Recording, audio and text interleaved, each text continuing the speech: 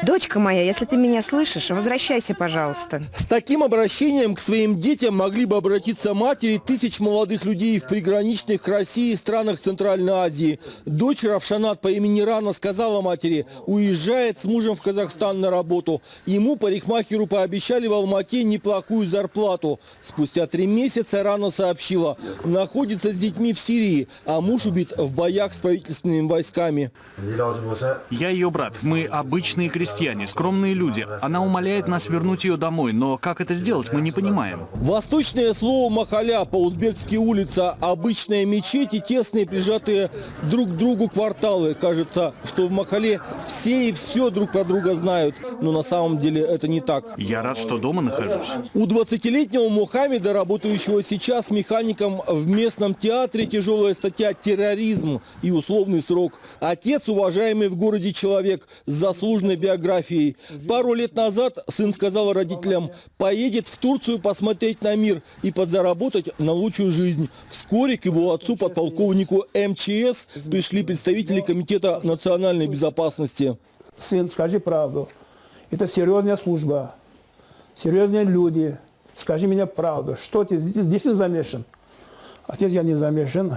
Но ребята, действительно, эта квартира, можно сказать, проходный двор, оказывается. Юноша снимал в Стамбуле квартиру и работал, как признал киргизский суд, так называемым переправщиком. Встречал в аэропорту турецкой столицы молодых людей, устраивал на ночлег, а потом переправлял в Сирию. Спецслужбы его вычислили. Киргизский суд дал Мухаммеду условный срок. Бахтияр решил, теперь надо с сыном вести предельно жестко. Никакого интернета и даже мобильный телефон отобрал. Когда первый раз сказали, вот такой у вас сын замешан, что он занимается сбором денег туда-сюда, у меня дым поднялся в голове. Я даже не мог слова сказать первый раз. Как же так, мой сын, я же действительно его воспитал честным.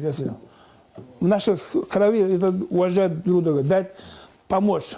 Ну, у меня в крови так, потому что мой отец, мой прадед, они уважаемые люди. 400 километров до Ташкента, более 600 до Бишкека. Кажется, это азиатская глубинка, но на самом деле место бойкое. 4 самолета в день до Стамбула и 6 авиарейсов в Москву. Рынок в Карасу, в переводе «темная вода», это самый большой базар на стыке Кыргызстана и Узбекистана. Здесь можно купить буквально что угодно. Но самое главное, это место традиционного общения. Считается, что слова, сказанные здесь лично, с глазу на глаз, гораздо более надежные, чем современные интернет-мессенджеры. За последние 2 года спецслужбы Киргизии разгромили в Волжской области 5 террористических группировок. Однако кажется, что у экстремистского подполья нет дна. Начальник управления Комитета национальной безопасности объясняет мне это предельно доходчиво. Ну, допустим, вот мы троем, оператор, вы, я. Мы группа, я носитель вот этой идеологии. Я вам начинаю рассказывать, при этом я говорю, никому не говори. Ну и так далее. Соблюдаем элементы конспирации. Ну и вам голову морочу, потом начинаю интернет доказывать, вот это показывать, это показывать.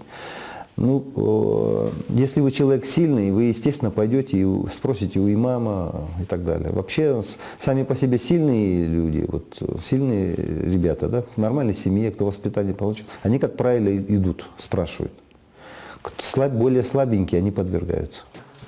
На этой неделе был арестован Абдулла. Его обвиняют в вербовке 10 человек, включая родного брата. Все они сейчас в Сирии в группировке «Фронт Нусра», сирийской Аль-Каиде. Абдулла теперь говорит, что осознал и раскаивается. Если меня отпустит, я даю слово Аллаху.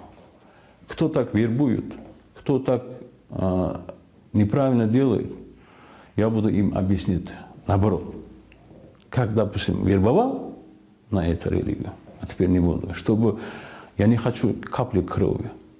Потому что меня судит, вот, допустим, вы неправильно хотите, это не меня судит, оказывается. Власти Киргизии осознают масштаб проблемы. Есть специальная профилактическая программа «Безопасная улица». Участковые, домовые комитеты и имамы мечетей буквально выбиваются из сил. Мы разными путями ищем их и разъяснительную работу ведем, даже против закона тоже идем, чтобы они возвратились назад, от этого отказались. Ну, мы отбираем паспорта, чтобы они не выехали.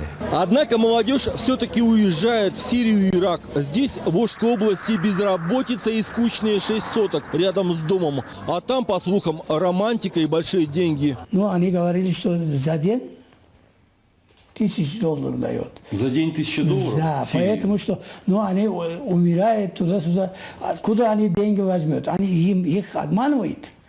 Поэтому они едут. Известно, что многие из Аша и Карасу, получив боевой опыт, уже вернулись на родину. Теперь это костяк экстремистского подполья. Называются разные цифры, но понятно, что на узких улочках Махалях точная статистика невозможна.